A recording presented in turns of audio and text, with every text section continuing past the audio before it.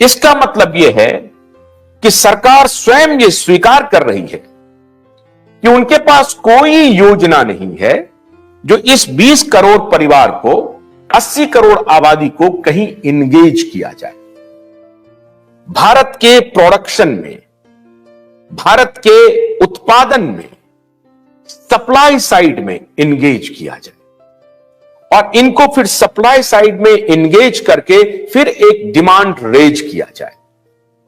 यह सरकार स्वयं स्वीकार कर रही है। अगर यह 2 महीने के लिए होता, 3 महीने के लिए होता, 6 महीने के लिए होता, साल भर के लिए होता, तब भी बात बनती है।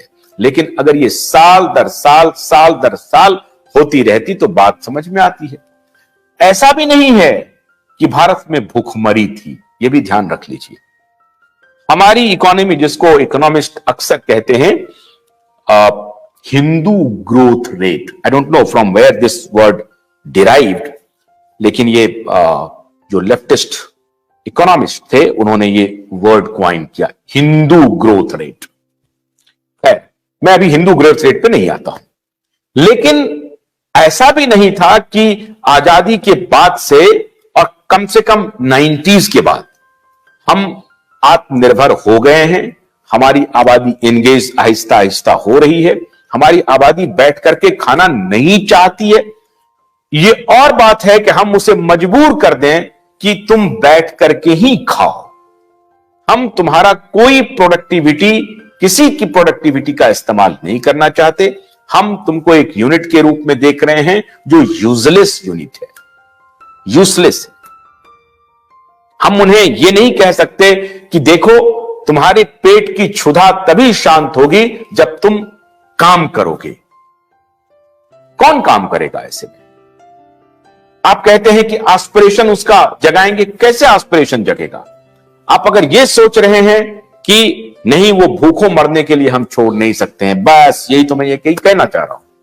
यही मैं कहना चाह रहा हूं कि अगर आप प्रधानमंत्री नरेंद्र मोदी को समझ रहे हैं कि वो राइट विंगर हैं, बिल्कुल नहीं है। क्योंकि प्रधानमंत्री अपनी आबादी को भूखों मरने के लिए नहीं छोड़ सकते हैं। इसका मतलब क्या है कि प्रधानमंत्री पुअर ओरिएंटेड हैं, उनका ओरिएंटेशन गरीबों के प्रति हो रहा है। इसका मतलब यह है कि प्रधानमंत्री लेफ्टिस्ट हैं।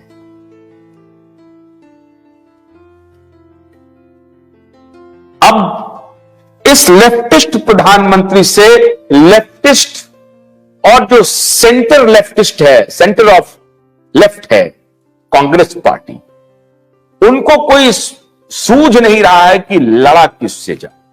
अब इनकी समस्या क्या है?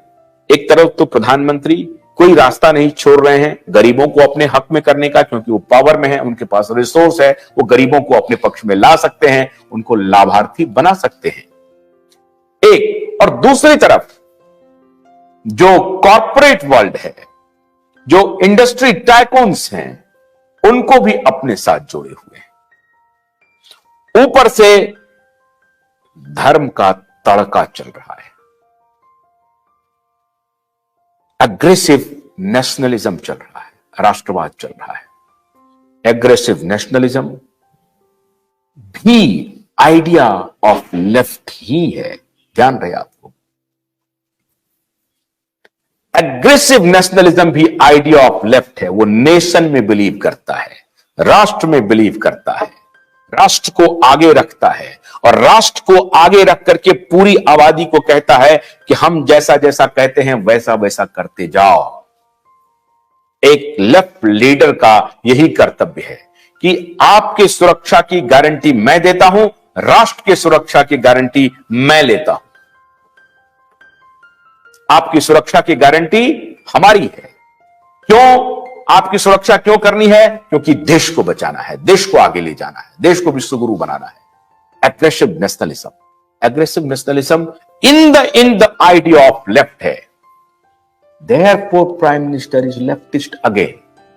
इसीलिए प्रधानमंत्री लेफ्टिस्ट फिर साबित हुए।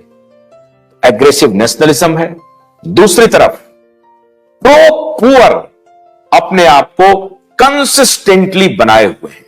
और न सिर्फ प्रो पुअर बनाए हुए हैं, उन प्रो पुअर का पूरा वोट नरेंद्र मोदी जी को जा रहा है, उनका समर्थन उनको मिल रहा है।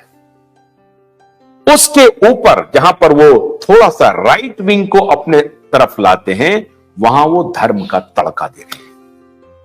वहां वो धार्मिक भी हैं, त्रिपुंड पे चंदन लगाते हैं और शिवालय से लेकर के हर मंदिर की यात्रा करते हैं और वहां फिर वो राइट विंग को भी अपने तरफ मोड़ लेते हैं। अब ये जो रास्ता है ये बहुत कठिन हो गया है अपोजिशन के लिए।